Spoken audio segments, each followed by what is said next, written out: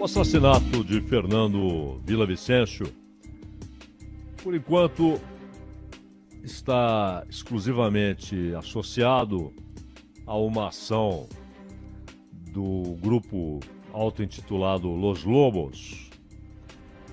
E, mais do que isso, uma demonstração da situação em que chegou o Equador, mas não é tão simples assim. Quando você observa tudo que ocorreu com Villavicencio nos últimos 20 anos, há de se notar que, de certa maneira, ele tinha muitos inimigos e muita gente gostaria de vê-lo fora do caminho. Fernando Villavicencio, o que temos aí, ele foi morto por um grupo que depois gravou um vídeo assumindo a autoria do assassinato, do atentado contra ele, que também deixou mais algumas pessoas gravemente feridas. Quem viu as imagens imediatamente percebe que mais gente foi alvejada, né? Porque ele estava já dentro de um carro com proteção e com colete à prova de balas. Os tiros foram na cabeça. E exatamente por estar ali sentado, no banco de trás de um automóvel, a cabeça era um alvo não muito difícil para um atirador experimentado, que não tremesse na hora de apertar o gatilho. Foram vários tiros, houve perseguições policiais, na troca de tiros a polícia matou um homem, prendeu outros 6, descobriu que inicialmente eles tentaram acionar uma granada, ela não foi acionada, ela não foi ativada, e aí atiraram. Eles atirariam de qualquer maneira, mas a granada era para causar o maior dano possível. A granada não explodiu, mas depois encontraram numa residência, encontraram muitas armas e também granadas, né? Granadas daquele tipo. Los Lobos é o nome desse grupo, que não é pequeno não. A polícia equatoriana calcula em 8.000 integrantes. É gente. E é uma dissidência de um grupo maior. E esse grupo maior é uma espécie de filial do cartel do cartel mexicano. O cartel mexicano, os cartéis do México são gigantescos, né? Tanto que mesmo o Departamento Antidrogas dos Estados Unidos nunca conseguiu arranhar, fazer cócegas no poder econômico, político, militar. Vez ou outra você tem a prisão de um chefe, extradição para os Estados Unidos, um espetáculo sempre com cobertura da mídia, etc. A chegada de um helicóptero, a entrada no avião, aí desce do avião, pega outro helicóptero, vai para a prisão, tudo isso, todo mundo filmando e tal, e parece um golpe arrasador naquele cartel. 2 horas depois, o cartel já acionou sua linha de sucessão e nada mudou. Continua dominando os mesmos territórios, fazendo os mesmos negócios, ganhando muito dinheiro. É comum no México, e por isso vale notar, isso se reproduz no Equador, é comum que você tenha gente com treinamento militar porque saiu das fileiras do exército ou da polícia. Gente que recebeu treinamento militar, óbvio, do exército, em uma das forças armadas ou na polícia. E geralmente polícia de choque. Então é gente que tem treinamento militar, sabe lidar com aquelas armas sofisticadas que os cartéis conseguem comprar e vão trabalhar para os cartéis porque vão ganhar muito mais dinheiro do que no exército, do que na polícia, né? Claro que muitos não vão porque eles têm o próprio impedimento moral e não vão. Mas outros vão. Outros não se constrangem e vão servir a esses grupos onde recebem muito mais e usam com uma desenvoltura que nunca experimentaram, né, com uma liberdade que nunca experimentaram, aquilo que aprenderam nos treinamentos no exército ou na polícia. Os cartéis mexicanos fazem isso rotineiramente. O governo mexicano publicamente discute o assunto, que é a evasão de militares bem treinados e que vão trabalhar para os cartéis. Alguns continuam nas Forças Armadas do México ou na polícia de alguma região mexicana e vão também trabalhar para o tráfico. Outros não. Eles largam a farda e vão trabalhar para o tráfico integralmente, período integral, porque recebem muito mais. Então, não é por acaso que nos períodos anteriores ao López Obrador, quando foi declarada, em vários governos no México, foi declarada a guerra ao tráfico, inclusive com batalhões treinados especificamente para esse tipo de combate, que às vezes é na zona rural, mas às vezes é urbano, o que é muito mais difícil, porque aí você tem a população local, né? E o resultado, houve uma multiplicação de mortes, mas o resultado almejado, o objetivo não foi alcançado. Qual era o objetivo? Acabar com esses cartéis. Simples assim. E mesmo com um incremento tremendo das forças policiais estabelecidas para esse tipo de combate, os cartéis não desapareceram. Porque eles perdem soldados, às vezes perdem generais, mas as linhas de sucessão estão estabelecidas e a capacidade de recrutamento de gente já treinada é imensa. É imensa. Os Zetas, eles têm sido combatidos diretamente, inclusive por forças dos Estados Unidos, com autorização do governo mexicano. Não aconteceu nada. O que aconteceu? Eles acabaram. E, além disso, vale ressaltar que esses cartéis crescem tanto porque ganham muito, muito dinheiro e diversificam, né? Diversificam os negócios. Então o tráfico passa a ser também de armas, drogas sintéticas, não é só cocaína. O problema é que a demanda é tão grande na Europa e nos Estados Unidos, é tão grande que essa demanda gigantesca garante um poder material, financeiro para esses cartéis, que também se traduz, não só, mas se traduz também em poderio militar, em estrutura e na capacidade de infiltrar-se no poder. Poder executivo, poder legislativo, poder judiciário, nas polícias. O governo mexicano admite isso.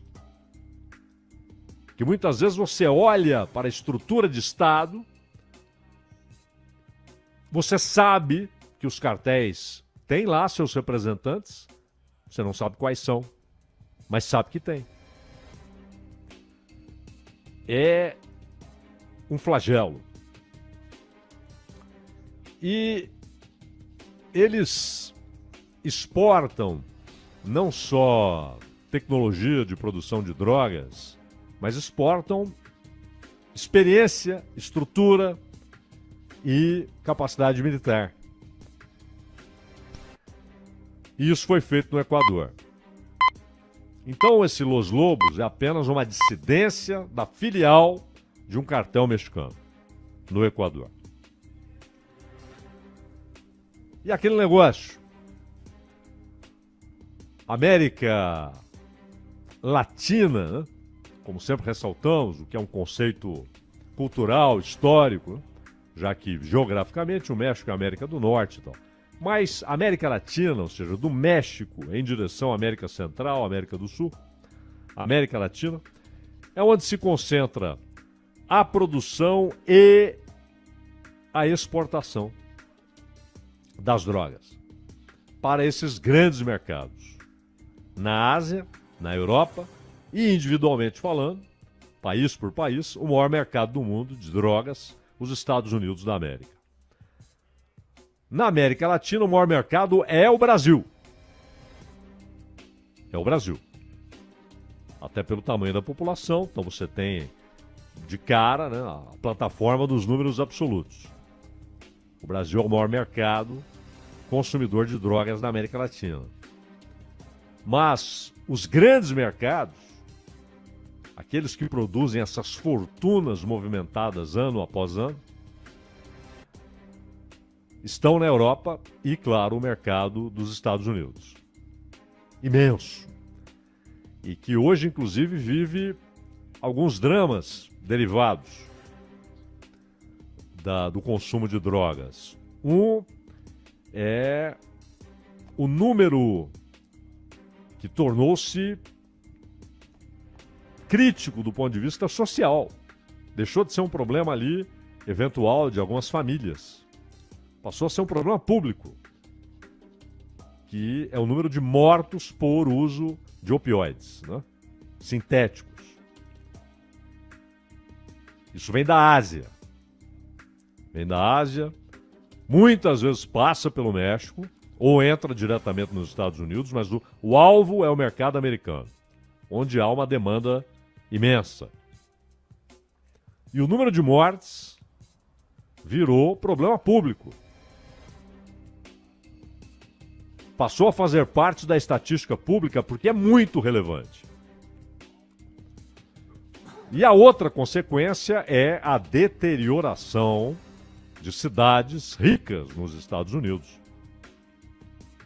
Nós já citamos aqui os vídeos que mostram ruas da Filadélfia, São Francisco, uma cidade rica, importante, historicamente, acumuladora de experiências culturais relevantes, e que hoje está devastada. Devastada. Empresas indo embora, e com o agravante de que estão num estado muito mal governado. A Califórnia, que se fosse um país seria um dos mais ricos do mundo, está hoje numa crise moral e que já afetou a economia. Afetou a economia. Eu me lembro, Ronald, Aline, todo mundo que está acompanhando a gente, muita gente deve se lembrar, aqueles um pouco mais velhos devem se lembrar, quando alguns intelectuais olhavam para o Pablo Escobar e diziam assim: pô, o que esse cara faz é interessante, porque ele vai enfraquecer consideravelmente os Estados Unidos com a exportação de cocaína para os Estados Unidos. Tal era o tamanho do negócio. Claro que na medida em que o negócio se torna muito rentável, você passa a ter muita gente investindo naquilo. E foi se multiplicando, né? Grupos cada vez mais fortes. E o fato de ter havido uma descentralização, não há mais aquela coisa personificada, né? O Pablo Escobar, isso dificulta, inclusive, a resposta do Estado. Mas era uma bobagem, né? Porque essa gente não percebia que a cocaína não afetaria o poder militar dos Estados Unidos e o conceito imperial. o modo de operação e de pensar imperial. Não afeta, não afetou, não afetará. Porém, afetou a capacidade da sociedade cobrar comportamento ético e moral dos seus governantes. Depois, afetou a capacidade de a sociedade enxergar o que está acontecendo. Não é por acaso que, de repente, um Bill Clinton virou presidente da República, um Donald Trump e Joe Biden, que é o creme do creme do creme da incompetência e da corrupção do poder nos Estados Unidos. É uma espécie de ponto culminante. E sempre houve a ideia imperial, sempre houve o crescimento do poderio militar, a ideia de hegemonia. Eu digo sempre da segunda metade do século XIX em diante. Tem nada a ver com a condição original dos Estados Unidos, né? Do final do século XVIII até metade do século XIX. Mas depois disso.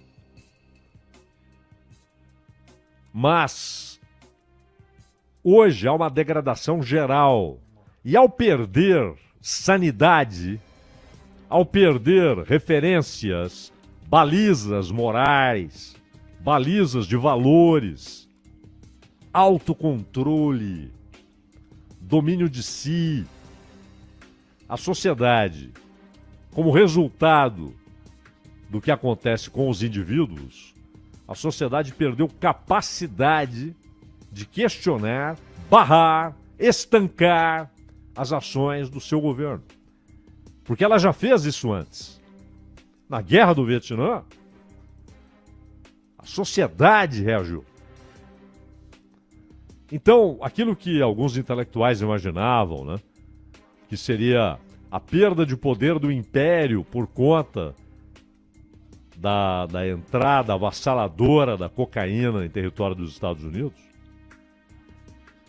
isso era uma bobagem, porque não afetou o poderio militar, não afetou o ethos imperial, mas afetou a sociedade, aquela que é capaz de escolher e de deter, e de esbarrar, e de conter o poder do Estado de segurança, que é o verdadeiro Estado.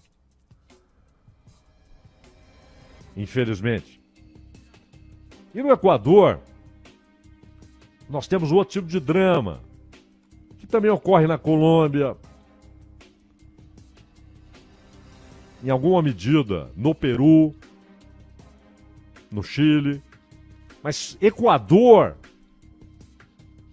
e Colômbia e México são os países que mais sofrem e dos mais relevantes economicamente e demograficamente. América Central, toda ela atingida por isso. El Salvador, Honduras, Guatemala, toda ela atingida por isso. E com efeitos já naquela sociedade que conseguiu ser sempre diferente das vizinhas, né? Que é a Costa Rica, a sociedade costarriquenha. Até ela já é atingida. Na Argentina, você tem bairros inteiros, nas mais importantes cidades argentinas, em que o Estado já não dá as cartas, não apita nada. E no Brasil, situação semelhante, muito parecida, embora com cada país com suas peculiaridades. Mas Colômbia e Equador têm muito em comum. E o Equador reproduz aquilo que acontece no México, modo de operação. Esse candidato, é muito grave o que aconteceu, mas é preciso saber também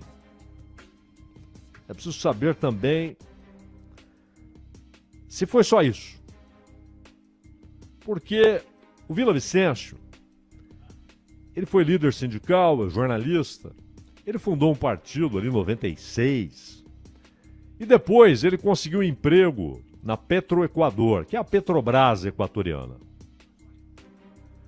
Passado um tempo, como funcionário da Petroequador, ele passou a denunciar a empresa, e portanto o Estado equatoriano, por crimes trabalhistas e ambientais. Crimes contra os trabalhadores e contra o meio ambiente. E aí o Jamil Mahuad, não sei se vocês se lembram dele, presidente equatoriano, ele era mais conhecido porque gostava muito de futebol, né? Ia nos jogos do Barcelona de Guayaquil e tal. Demitiu o Villavicencio. Em vez de investigar as denúncias, ele mandou demitir. Tira esse cara daí, pô. Esse cara tá incomodando. Mas então, ele passou a denunciar meio mundo no Equador. E denunciou o Rafael Correa, que governou o Equador por 10 anos, foi preso, teve ordem de prisão contra ele, e ele conseguiu refugiar-se com a ajuda do governo peruano.